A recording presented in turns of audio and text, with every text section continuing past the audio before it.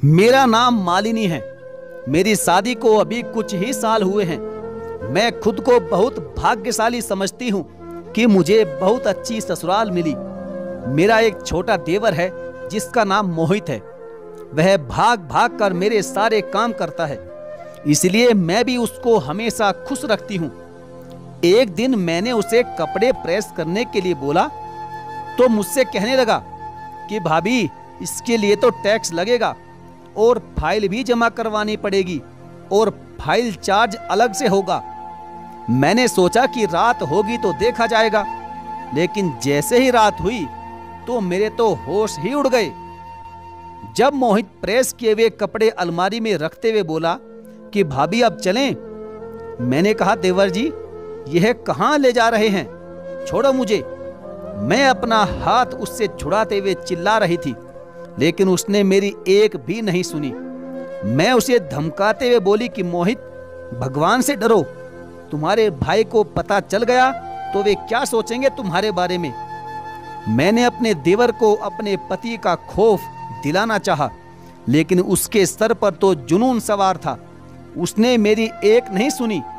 वो मुझे बाजू से खींचता हुआ आगे बढ़ रहा था।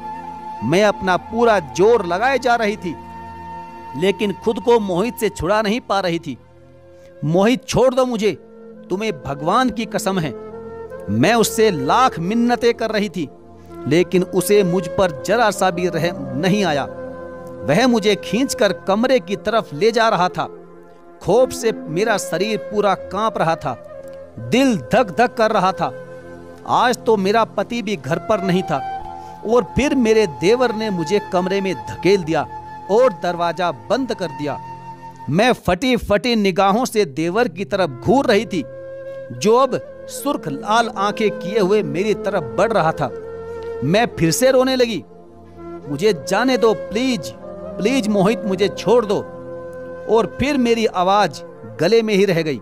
उसने एक जोरदार थप्पड़ मेरे गाल पर जड़ दिया। मैं तो हक्की बक्की रह गई। मुझे अपने देवर से ऐसी उम्मीद नहीं थी। अभी कल की ही तो बात थी जब देवर मेरे सामने नजर झुका कर रखता था। मेरे सामने कभी आंख उठाकर उसने मुझे देखा तक भी नहीं था। और आज वह क्या करने जा रहा था मेरे साथ, यह सोचकर ही मेरी आत्मा दहल गई और मैं अपनी पिछली जिंदगी के बारे में सोचने लगी कि मुझसे आखिर ऐसी कौन सी गलती हुई थी जो देवर को यहां तक ले आई थी। मेरी शादी ऐसे इंसान से हुई थी जिसका आगे पीछे कोई नहीं था, सिवाय एक छोटे से भाई के। ना बाप और ना ही माँ, ना कोई बहन, ना कोई रिश्तेदार। जब मेरा रिश्ता आया था तो मैं बहुत खुश हुई थी। लड़का अच्छी जॉब करता था। मुझे सास और नंदों की टेंशन बिल्कुल भी नहीं थी, इसलिए मैंने तुरंत हाँ कर दी। मैं अपनी शादी पर बहुत खुश थी क्योंकि सब कुछ मेरे मन मुताबिक हो रहा था। मेरा पति अच्छा इंसान था, वह ज्यादातर बिजी रहता था। मेरा एक 16 साल का देवर था जो उस समय स्कूल में पढ़ता था। मेरे पति ने मुझे बताया था कि तुम्हारी गैर मौजूदगी में मेरा सारा काम देवर ही करता था। वो सुबह उठकर अपने लिए और अपने बड़े भाई के लिए नाश्ता बना देता था। रविवार वाले दिन मशीन लगाकर सारे कपड़े भी धो दिया करता था। 2 दिन बाद पूरे घर की सफाई कर देता था। शाम का खाना बाहर से ले आता। वह पढ़ने में बहुत अच्छा था, इसलिए रात को अपने लिए चाय बनाता तो अपने भाई के लिए भी बना देता था। मैं यह सब सुनकर हैरान रह गई कि वह सीधा सादा सा मासूम सा लड़का कभी इतना मेहनती था। फिर मेरे पति ने मेरा हाथ थामते हुए कहा कि मेरा भाई बहुत छोटा था जब माँ बाप एक हादसे में हमें छोड़कर भगवान को प्यारे हो गए थे। अपना और अपने भाई का पेट पालने के लिए मैं दिन रात काम करने लगा। मेरे भाई को कभी माँ बाप का प्यार नहीं मिला। खैर, वह भगवान की दया से पल गया और अब वो मुझे संभाल रहा है। मैं बस पैसे कमाता हूँ, लेकिन घर कैसे चलता है यह मेरे 16 साल के भाई को अच्छे से पता है। अब तुम आ गई हो ना, तो इसका ख्याल रखना। इसे अपने छोटे भाई या फिर बेटे जैसी मोहब्बत देना। मैंने यह सब बातें बड़ी ही खामोशी से सुन ली और अपने पति से कहा कि तुम फिक्र मत करो, मैं सब संभाल लूंगी। लेकिन सच बात तो यह थी कि मुझे थोड़ा गुस्सा आया था कि मेरा पति अपने भाई की तारीफ ही किए जा रहा था। खैर, अगले दिन मेरी आंखें देर से खुली। देखा तो मेरे पति जा चुके थे। मैं बाहर आई तो देवर को किचन में चाय बनाते हुए देखा। आजकल उसकी परीक्षा चल रही थी और वह खूब मन लगाकर पढ़ाई कर रहा था। उसे देखकर मेरे दिमाग में एक ख्याल आया और मैंने फौरन उस पर काम करना जरूरी समझा। मोहित, मैंने उसे प्यार से पुकारा। वह बोला, जी भाभी। उसने फौरन प्यार से जवाब दिया। उसकी नजरें झुकी हुई थी। उसके चेहरे पर मुझे डर भी दिखाई दिया था। मोहित, मैंने सुना है कि तुम नाश्ता बहुत अच्छा बनाते हो। मैं भी तुम्हारे हाथ का नाश्ता करना चाहती हूँ। मुझे कराओगे ना नाश्ता? मेरी बात सुनकर उसने हैरत से सर उठाकर मुझे देखा। उसकी आंखों में हैरानी थी और फिर वह बोला, जी भाभी आप बैठिए, मैं अभी बना देता हूँ। वह बड़ा खुश हो गया और फिर खुशी खुशी से नाश्ता बनाने लगा। मेरा प्लान कामयाब हो चुका था।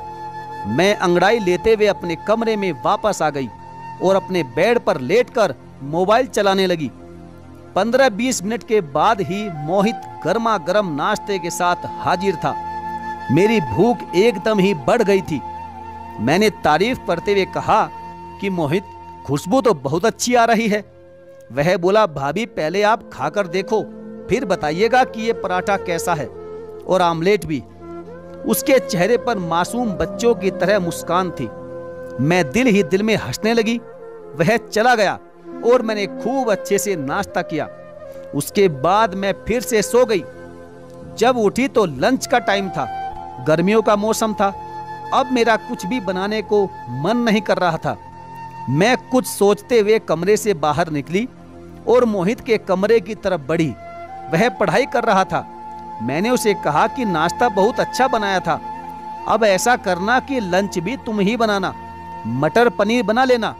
तुम्हारे भाई भी बड़े शौक से खाते हैं और इसी बहाने मैं भी तुम्हारे हाथ का मटर पनीर चख लूंगी। उसके बाद तो सारा काम मैंने ही करना है। यह बात सुनकर उसके चेहरे पर परेशानी सी उभरी और बोला, भाभी वो दरअसल कल मेरा पेपर है। खैर चलो, फिर भी मैं कोशिश करता हूं। मैं जानती थी कि वह मेरी बात नहीं टाल सकता था और वैसे भी उसने पढ़ लिख कर कौन सा अफसर लग जाना था। उसे मटर पनीर का बोलकर मैं अपनी फ्रेंड की दुकान पर चली गई। 3 घंटे बाद लौटी तो सारा घर चमक रहा था।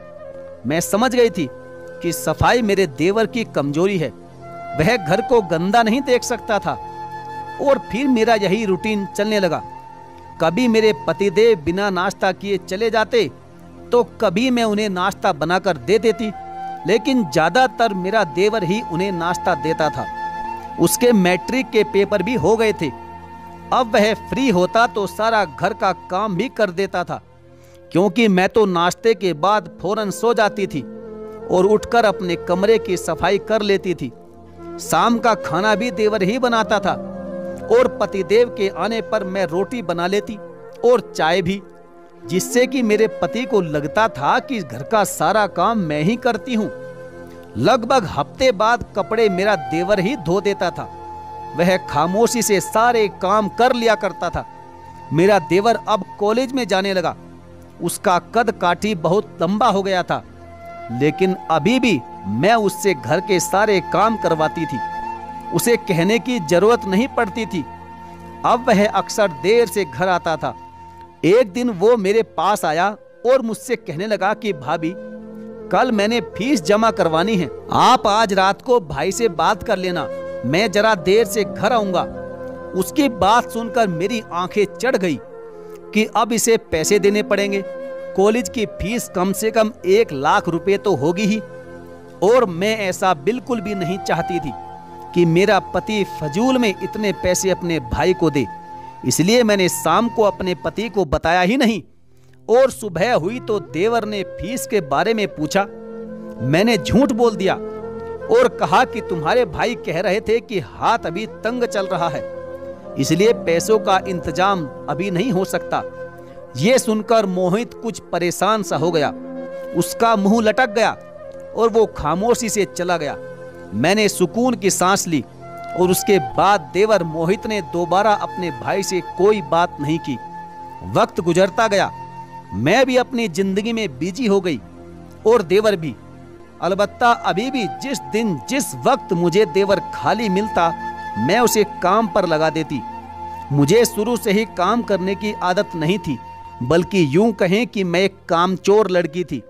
मैंने सोचा था कि अपने ससुराल में जाकर एक बढ़िया सी नौकरानी रख लूंगी काम के लिए, लेकिन यहाँ मुझे मुफ्त में काम करने वाला देवर मिल गया था।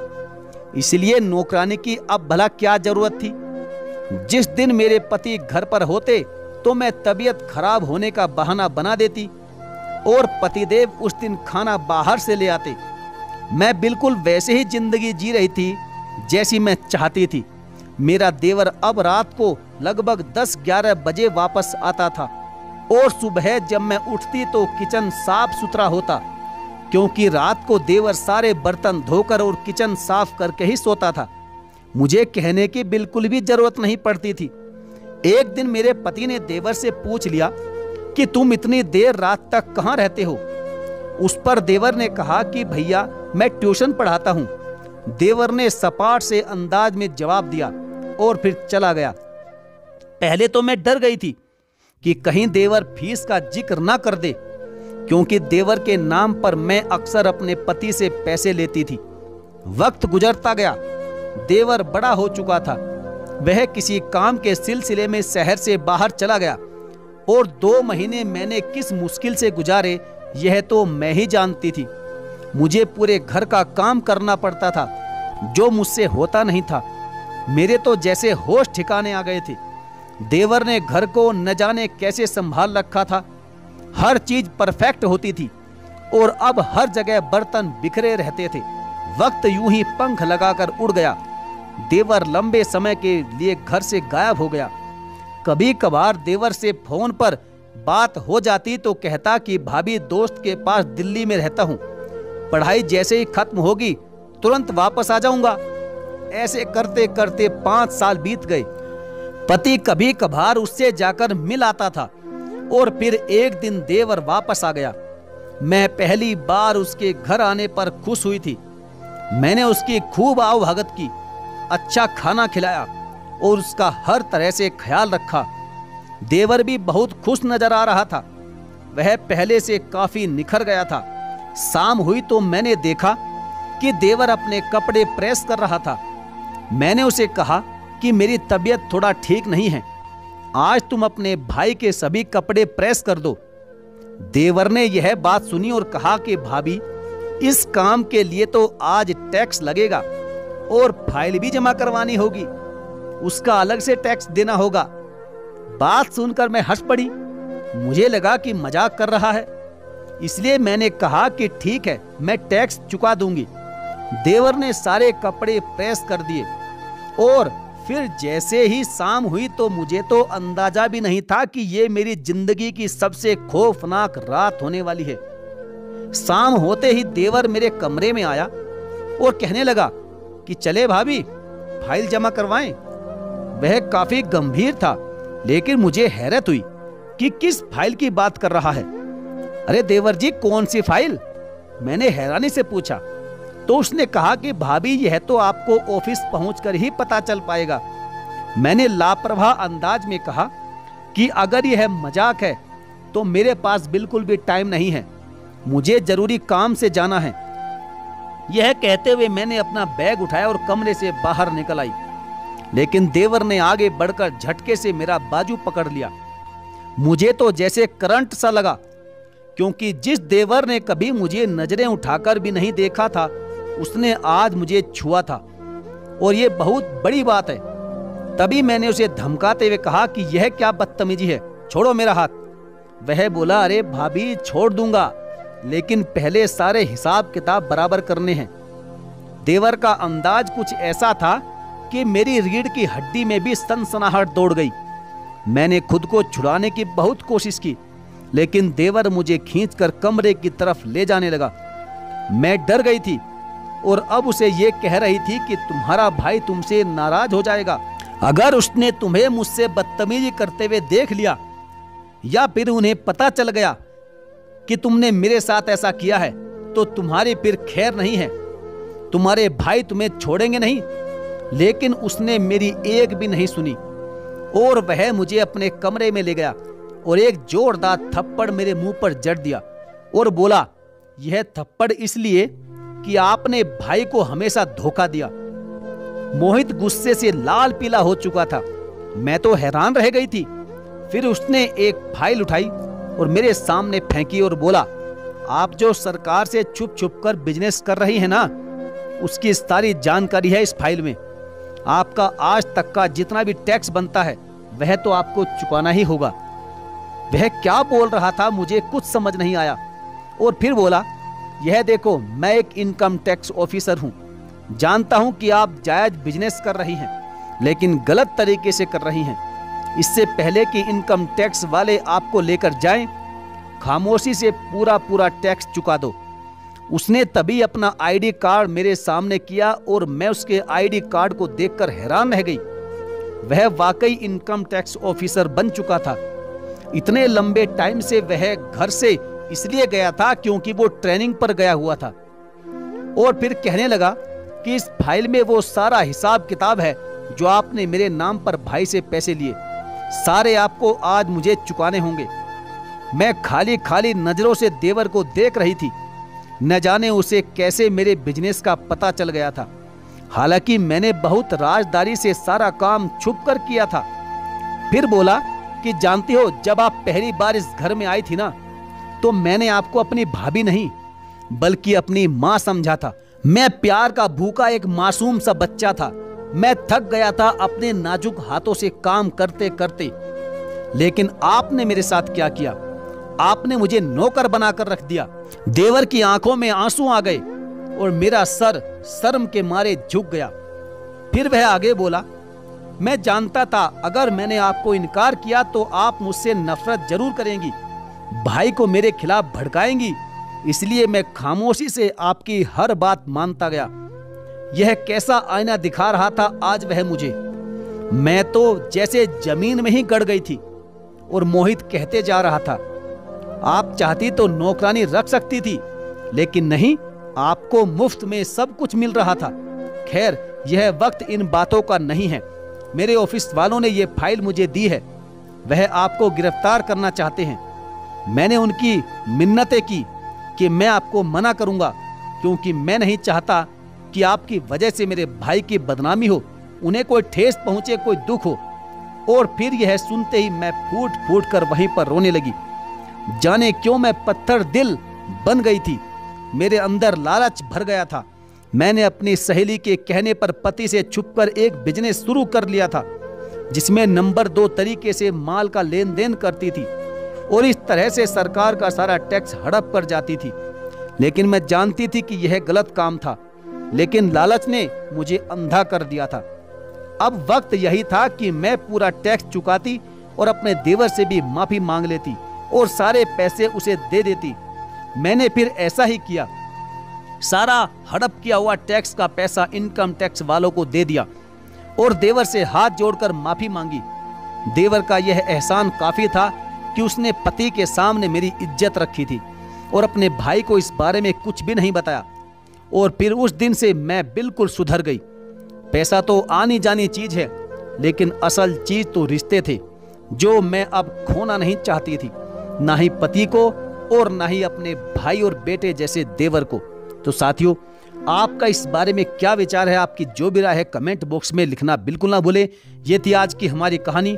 यदि आप हमारे चैनल पर पहली बार हैं तो चैनल को सब्सक्राइब करके बेल आइकन को जरूर प्रेस कर लीजिएगा। तो चलिए साथियों, मिलेंगे फिर और किसी दमदार घरेलू कहानी के साथ। तब तक के लिए धन्यवाद। जय हिंद।